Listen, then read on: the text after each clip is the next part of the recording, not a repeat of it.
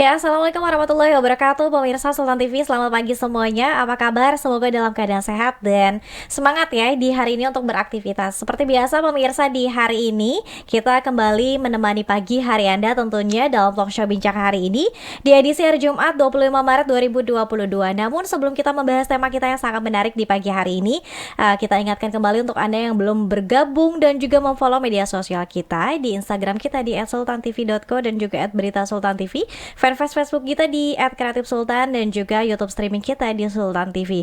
Anda juga bisa menyaksikan tayangan kita melalui TV satelit Nin Media di channel 026. Dan untuk mengupdate informasi, Anda juga bisa mendownload aplikasi Sultan TV melalui Play Store untuk mengupdate informasi seputar Provinsi Banten dan juga nasional. Dan nanti di segmen ketiga seperti biasa kita akan membuka line live chat di YouTube Sultan TV untuk langsung bertanya kepada narasumber kita di pagi hari ini. Ya, pemirsa, senang sekali di studio Sultan TV saya sudah ditemani narasumber kita di pagi hari ini, Putri Banten tahun 2021, Amalia Fauzia Idris ya. Assalamualaikum. Waalaikumsalam. Aku panggilnya apa nih? Amel aja sih, biasa dipanggil Amel. Amel, sehat ya hari ini ya? Sehat, alhamdulillah. Oke. Kakak gimana? Sehat juga dong. Kita cerah ya hari ini ya. Semangat ya. Nah, pemirsa, Amel ini viral karena mengupload satu video di TikTok. Ini ada before afternya dan kemudian bercerita soal bagaimana Amel ini dulunya patah hati, kemudian glow up justru menjadi berprestasi begitu ya.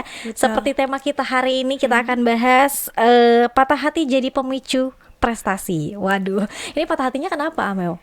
Patah hatinya sebenarnya banyak faktor sih kan. Yang pertama sesuai yang video viral itu, karena waktu itu pernah punya hubungan sama orang, terus ditinggalin. Tapi patah hati lainnya juga karena omongan-omongan orang lain sih pada saat tahun 2019 lalu gitu. Oke, itu videonya tahun 2019? Videonya baru diupload sih. Karena kan yang foto before-nya itu baru yang tahun 2019. Kalau yang after-nya itu akhir 2021 sampai 2022 ini. Jadi baru fotonya. Oke, fotonya baru ya. Ini kalau kita lihat teman-teman yang belum nonton TikTok-nya, di mana akun TikTok-nya? TikTok-nya namanya @bociutinggi. Itu ini sendiri, akun sendiri. Akun sendiri.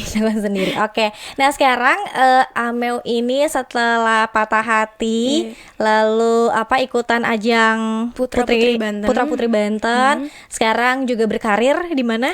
Di Cloud Indonesia. Di mana tuh, bisa diceritain? Di Gading Serpong. Jadi sebenarnya Cloud, kenapa aku bisa bergabung sama Cloud Indonesia, karena selinier dengan advokasi aku di Putra Putri Banten.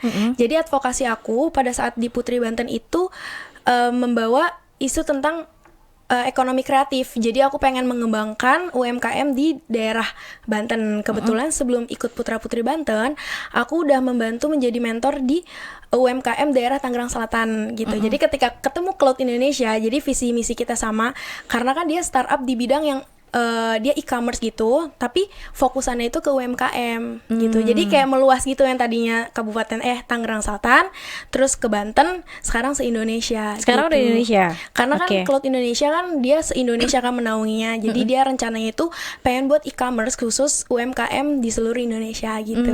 Ini mewadahi UMKM, para pelaku UMKM berarti ya? Iya, seluruh jadi Banten. dia bentuknya kayak e-commerce gitu, seperti Shopee.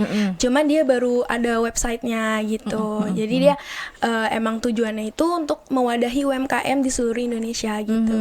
Oke, menarik ya Amel ya. Jadi belum ada rasa untuk memulai hubungan lagi, belum ya? setelah patah hati di tahun 2019. Iya. Itu kejadiannya 2019. Akhir November 2019. Iya. Nah, yang diceritain di video TikTok itu betulan nyata itu. Tapi orangnya nggak nyata ya, maksudnya namanya bukan Arif. Jadi kan karena namanya bukan Arif. Iya, karena orang-orang kan yang rame Arif parah, terus banyak yang komen kayak, oh yang namanya Arif emang gitu Kak. Jadi ternyata yang banyak korbannya Arif, padahal aslinya kalau di kisah aku namanya bukan Arif. Oh, gitu. Disamarkan ya. Iya. Tidak boleh disebut. Enggak lah, jangan. Oke. Nah, saat itu kejadiannya 2019. Iya. Oke, move on-nya berapa lama waktu itu? Januari 2020 udah move on. Oke. Kayak move on dari orangnya sih cepet ya. Kayaknya nggak nyampe 2020 juga udah move on gitu. Karena aku jalur ilfeel ya. Tapi untuk move on dari rasa insecure, rasa takut itu lumayan lama. Aku kayaknya baru mulai untuk membuka diri ke orang lain itu setelah 3 bulan sampai 4 bulan gitu. Nah, mulai untuk gak insecure-nya itu awal 2021. Jadi 2020 ini aku bener-bener parah banget deh, kayak insecurean, terus takut, even aku mau upload foto itu kayak harus nanya ke orang lain, ini bagus gak sih? Kayak butuh validasi dari orang lain gitu loh, kayak gitu. Apa yang Amel takuti saat itu? Jadi kan sebenarnya mendasari itu bukan hanya karena si orang itu bilang katanya kamu gak secantik orang TikTok, tapi sebelum-sebelumnya itu memang pada saat 2019 kan kondisi muka aku lagi breakout parah gitu ya.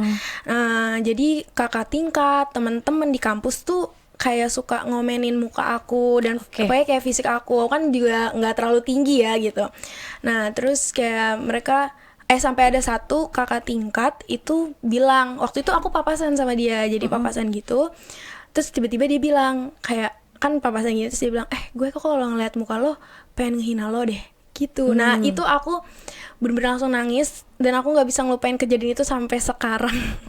Karena itu bener-bener ngebekas banget gitu loh, karena dia papasan terus dia langsung ngeliat kayak, gue ngeliat muka lo kayak pengen ngehina deh gitu.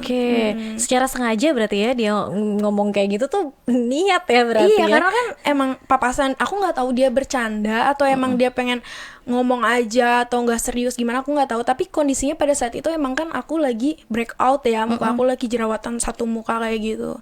Iya kayak gitu. Itulah yang kemudian membuat Amel insecure dan kemudian takut untuk berinteraksi sama orang, termasuk berinteraksi sama orang ya. Bahkan pasangan juga yang even harusnya support tapi malah kayak gitu ya. Tapi sebenarnya sebelumnya itu dia support sebenarnya, tapi aku nggak tahu akhir 2019 gitu kan dia udah mulai ya gimana sih, namanya juga hubungan kan. Terus ya udah dia tiba-tiba yang kayak gitu, malah kayak bikin ngedown gitu. Jadi itu bikin aku tambah-tambah insecure gitu. Nah, titik balik ketika Miss Amel tadi bilang ada insecure, takut interaksi sama orang, apa yang kemudian bikin Amel ya udah deh gue berubah deh gitu, coba untuk buka diri, apa? Jadi aku sebenarnya bersyukur sih punya sahabat yang bener-bener ngedukung aku ya. Makasih. Bukan ya? Bukan. Nah terus pada saat itu aku lagi insecure-nya, terus aku masih suka nangis ke dia, kayak aku suka ngebahas hal itu yang orang papasan sama aku itu kakak tingkat. Terus yang ngomong, gue ngeliat muka lo pengen ngehina. Aku sering ngebahas ke dia sampai akhirnya mungkin dia muak kali ya, nih orang nangis mulu gak selesai-selesai gitu ya.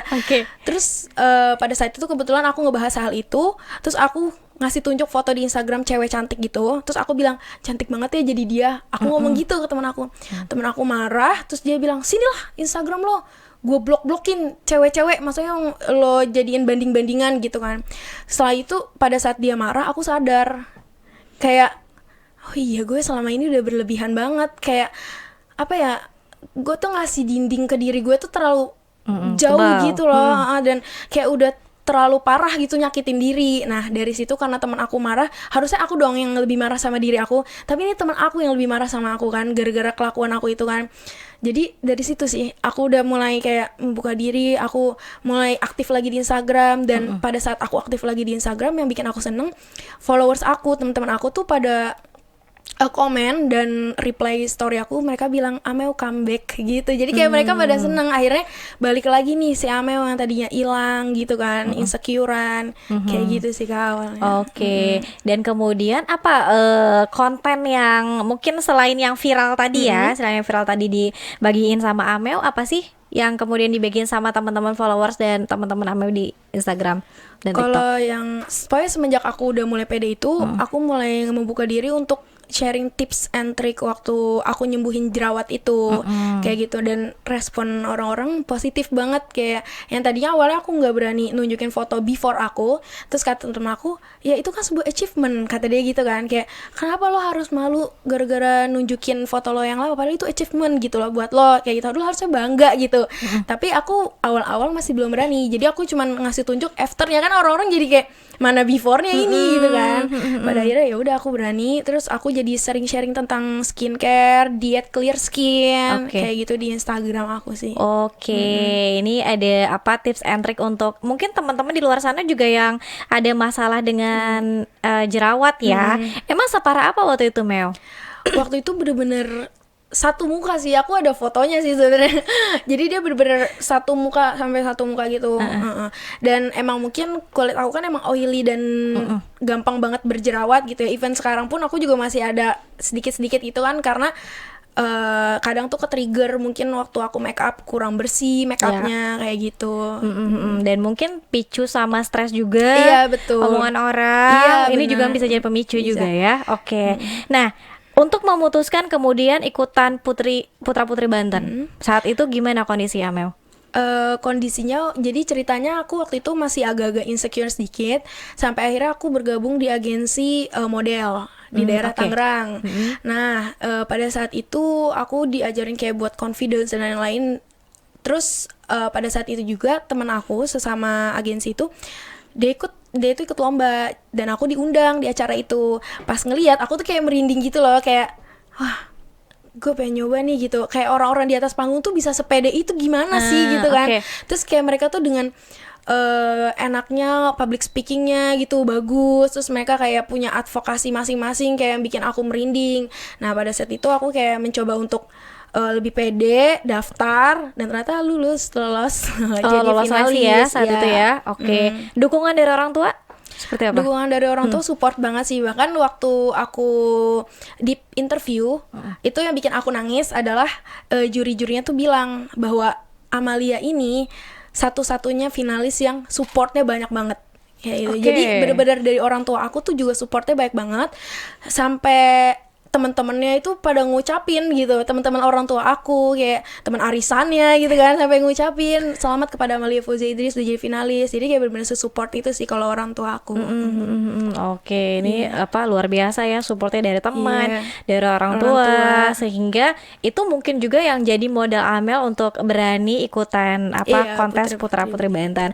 Nah pemirsa, nanti kita akan lanjutkan ya gimana sih kemudian caranya Amel yang tadinya insecure kemudian bisa confidence ini, dan kalau misalnya Amel masih insecure mungkin nggak ada di sini pagi hari ini ya. Nanti kita akan bahas lagi pemirsa, tetap bersama kami dalam Bincang Hari Ini.